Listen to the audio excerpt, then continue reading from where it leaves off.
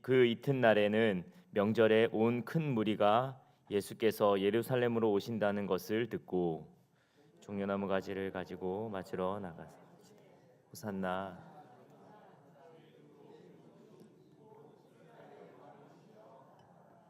예수는 한 어린 나귀를 보고 타시니 이는 기록된 바 시온에 따라 두려워하지 말라 보라 너의 왕이 나귀 새끼를 타고 오신다 함과 같더라.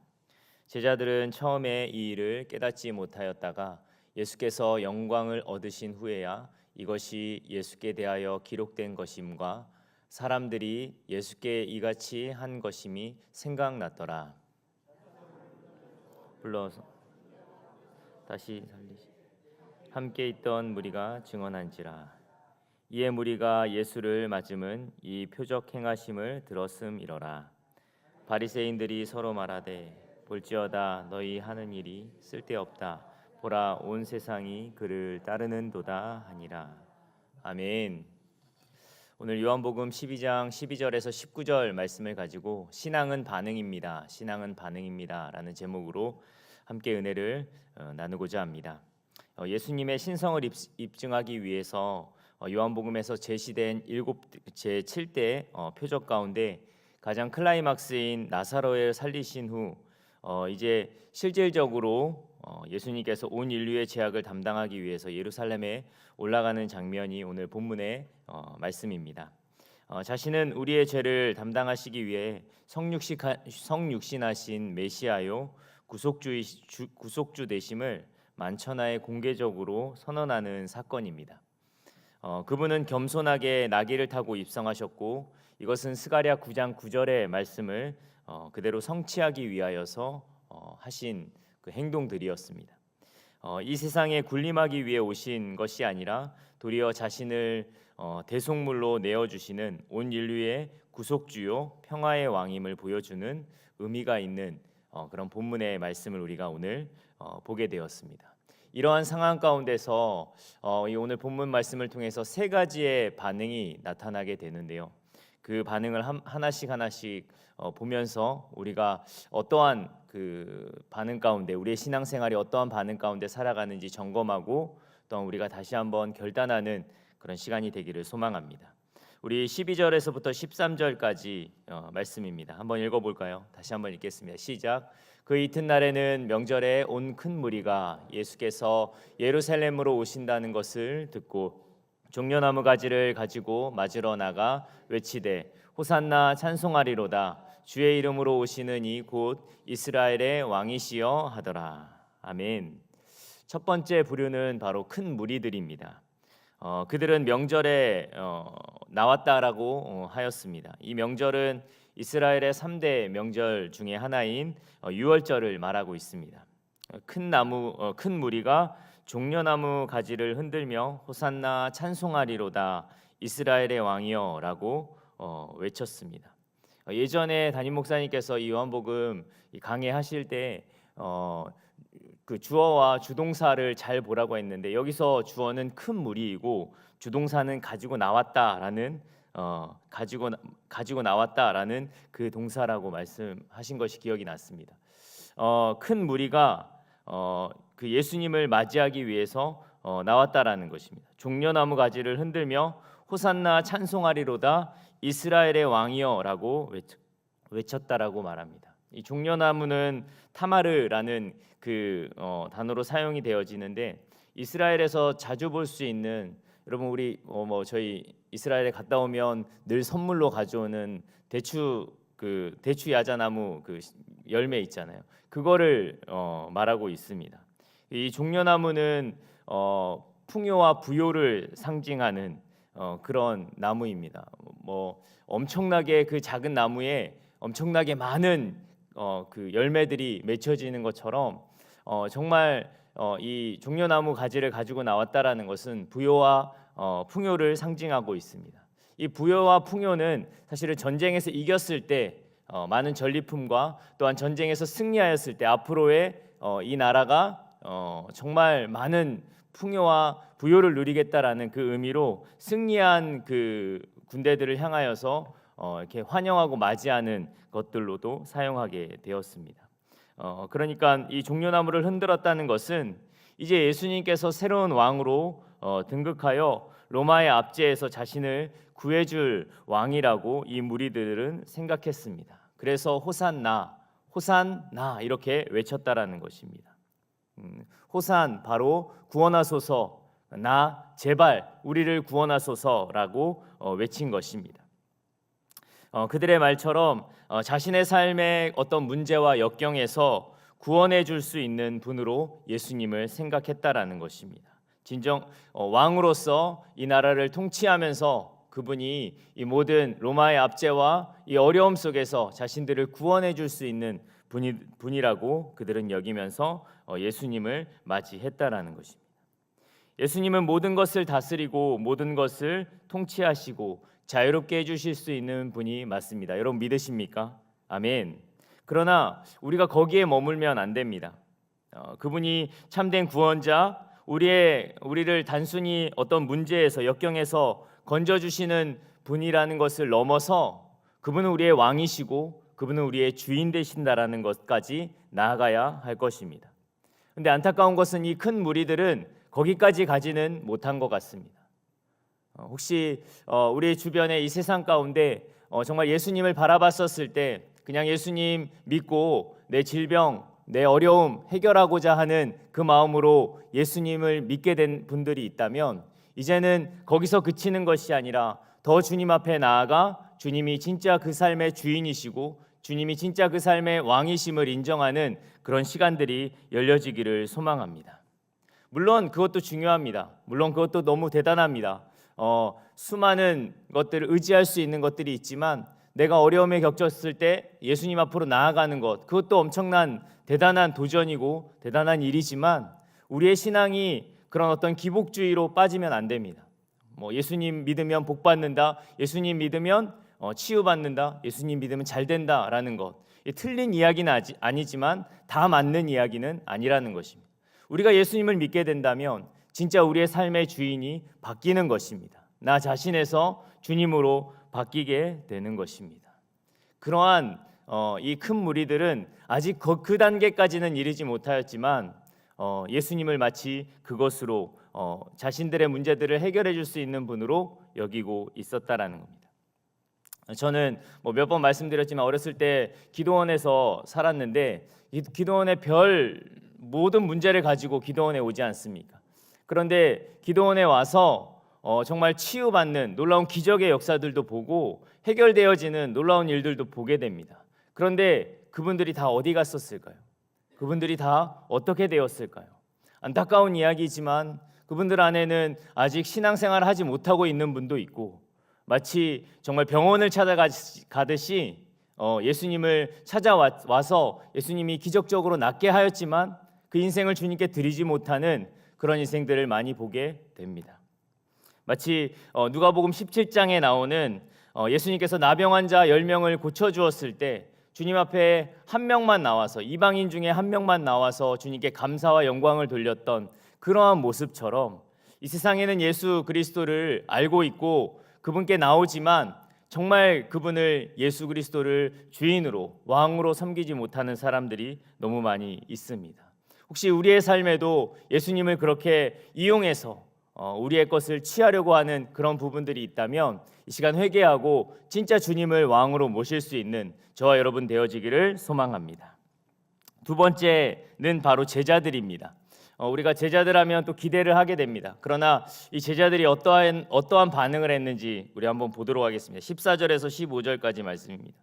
14절에서 15절까지 말씀 함께 읽겠습니다. 시작. 예수는 한 어린 나귀를 보고 타시니 이는 기록된 바 시온 따라 두려워하지 말라 보라 너의 왕이 나귀 새끼를 타고 오신다 함과 같더라. 아멘.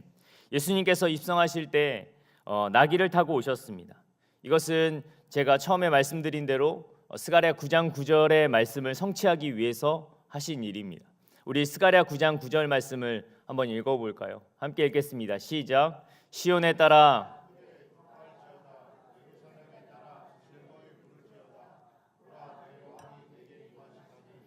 그는 공의로우시며 구원을 베푸시며 겸손하여서 나귀를 타신 나귀의 작은 것 곧 나귀 새끼이니라. 아멘. 아마 유대인들이라면 이 예수님께서 나귀를 타고 등장하셨을 때 모두가 생각했었을 겁니다. 왜냐하면 그들은 이 유대의 그 구전을 통해서 또한 이 문서를 통해서 그들은 이 스가랴 말씀의 이 예언의 말씀을 분명히 알고 있었을 것입니다. 700년 전에 하나님의 말씀이 성취되는 장면을 보면서 감격과 영광을 돌렸을 것입니다. 그런데 충격적인 것은 이 장면을 보면서 정말 오늘 본문의 이 장면을 보면서 누구보다 감격해야 되고 경배할 그 제자들은 그것을 깨닫지 못하게 됩니다. 오늘 본문 말씀에 보니까요 16절 말씀 우리 한번 읽어볼까요? 16절입니다. 함께 읽겠습니다. 시작. 제자들은 처음에 이 일을 깨닫지 못하였다가 예수께서 영광을 얻으신 후에야 이것이 예수께 대하여 기록된 것임과 사람들이 예수께 이같이 한 것임을 생각났더라. 아멘. 이것이 무엇인지 이 당시에 그것을 보면서 깨닫지 못하였다라는 것입니다. 그들은 늘 주님 곁에서 하나님의 말씀을 듣고 기적을 체험했지만 그들 안에 있는 그 습관적인 신앙과 반응하지 않는 그런 신앙들로 살아갔다라는 것입니다. 다른 성경에는 이 일 후에 큰 무리들과 같이 예수님을 정치적인 왕으로 되실 줄 알고 자신을 좌편에 자신을 우편에 앉게 해달라고 하는 청탁까지 들어가게 되는 것을 보면은 이들은 이 일이 어떠한 일인지 깨닫지 못하였다라는 것입니다.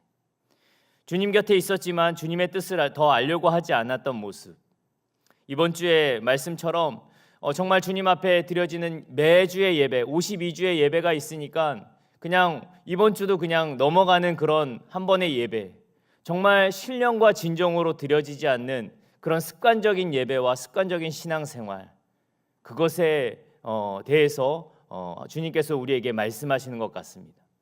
혹시 우리가 이 제자들처럼 주님을 따라간다라고 말하고 있지만 우리의 신앙이 이렇게 새벽부터 나와가지고 새벽부터 일어나서 정말 영상을 켜서 주님 앞에 예배드리는 그런 우리의 신앙이 혹시나 습관적인 것인지 아니면 어떠한 이것을 해야 되는 어떤 의무적으로 이것을 하고 있는지 우리가 다시 한번 돌아보기를 소망합니다. 정말 우리가 이것을 습관적으로 의무적으로 하는 것이 아니라 주님을 그 사랑하는 마음으로 주님을 더 알기 위한 그 마음으로 반응할 수 있는 저와 여러분 되어지기를 예수님의 이름으로 축복합니다. 우리는 제자들과 같이 행동하지 않기를 소망합니다. 우리의 신앙을 정말 주님을 사랑하는 그 마음으로 주님의 말씀 그 1.1핵이라도 정말 내 마음밭에 그 새기기 위하여서 우리가 정말 삶을 살아가고 있는지 돌아볼 수 있는 그런 한날이 되어지기를 예수님의 이름으로 축복합니다. 그 세 번째 반응입니다. 사실은 네 가지의 반응인데요. 오늘은 이 세 가지의 반응을 함께 좀 보려고 합니다. 세 번째 반응인데요. 이름을 알 수 없지만 증인들이 나오게 됩니다. 우리 17절 말씀을 한번 보도록 하겠습니다. 17절 말씀 함께 읽겠습니다. 시작. 나사로를 무덤에서 불러내어 죽은 자 가운데서 살리실 때에 함께 있던 무리가 증언한지라. 아멘. 우리 18절 말씀도 읽어볼까요? 18절입니다. 시작. 이에 무리가 예수를 맞음은 이 표적 행하심을 들었음이러라. 아멘. 마지막 세 번째 부류인데요. 바로 예수님의 그 놀라운 역사들과 그것을 보면서 그것을 증언하는 사람들이 있었다라는 것입니다. 예수님께서 나사로에게 행하신 놀라운 역사를 본 자들입니다. 그리고 그들은 그것을 본 그대로 그리고 깨달은 그대로 그것을 자신에게만 간직한 것이 아니라 이것을 증언하는 자들이 분명히 있었다라는 것입니다. 하나님의 능력을 경험한 자들의 반응인 것입니다. 그 말씀을 나누고 전파하는 반응을 보였습니다. 여러분, 하나님의 말씀을 믿고 계십니까? 그렇다면 우리가 이 무리들처럼 이름도 알 수 없고 아무것도 알 수 없지만 이 무리들처럼 정말 진정한 제자인 이들처럼 예수님을 전할 수 있는 하나님의 능력을 전할 수 있는 저와 여러분 되어지기를 소망합니다. 이것이 하나님이 원하시는 반응입니다. 우리가 정말 주님을 만났다면 그것을 전해야 할 것입니다. 그리고 우리의 삶을 통해서 우리가 자랑할 것은 이 예수 그리스도 그리고 이 하나님의 그 은혜와 능력밖에 없다라는 것입니다. 우리 갈라디아서 6장 14절 말씀을 우리 한번 읽어볼까요? 갈라디아서 6장 14절입니다. 함께 읽겠습니다. 시작. 그러나 내게는 우리 주 예수 그리스도의 십자가 외에 결코 자랑할 것이 없으니 그리스도로 말미암아 세상이 나를 대하여 십자가에 못 박히고 내가 또한 세상에 대하여 그러하니라. 아멘. 이 사도 바울의 고백처럼 우리가 결코 자랑할 것은 이 십자가 외에 없게 되었음을 우리가 선포합니다. 여러분의 삶을 통하여서 진짜 드러나야 되고 여러분들의 삶을 통하여서 진짜 전파되어야 될 것이 무엇입니까? 여러분들이 가지고 있는 지식과 정보와 경험들이 전파되기를 원하십니까? 주님은 그렇지 않습니다. 우리가 정말 주님을 만났고 주님의 이 부활하신 그 예수님을 진짜 믿고 있다면 우리는 반응해야 될 것입니다. 그 반응이 어떻게 나타나냐면 바로 우리의 주변의 사람들에게 우리가 축복하고 있는 그 영혼들에게 주님을 전해주는 것입니다. 주님을 나타내는 것입니다. 나의 삶을 통하여서 주님 앞에 주님의 영광을 드러내는 것입니다. 이번 사순절 저희가 3주차가 시작됐는데 이번 주 실천사항을 여러분 기억하십니까? 이번 주 실천사항은 우리가 품고 있는 블레싱 퍼슨에게 사랑의 마음을 담아서 또 축복하는 마음으로 그들에게 안부를 묻고 그들에게 연락을 하는 것입니다. 여러분, 우리가 왜 이 일을 하고 있습니까? 우리가 만난 그 예수님, 우리에게 은혜를 주시고 우리를 구원하신 그 예수님, 우리만 알고 있지 못하여서 정말 이 큰 무리와 같이 증언하는 일을 하는 것입니다. 우리의 삶을 통하여서 이 생명과 풍성함을 나누는 그 실천이, 그 반응이 우리 가운데 나오기를 예수님의 이름으로 축복합니다. 아직 연락을 못하신 분들이 있다면 오늘이라도 오늘 이 말씀을 듣고 정말 용기를 내어서 연락하셔서 이 생명과 풍성함을 나눠주시기를 소망합니다. 결국 신앙은 반응입니다. 어떠한 반응을 하느냐에 따라서 어떠한 열매가 맺혀질 수 있게 되는 것입니다. 오늘 주님이 주시는 마음과 말씀이 우리에게 있습니다.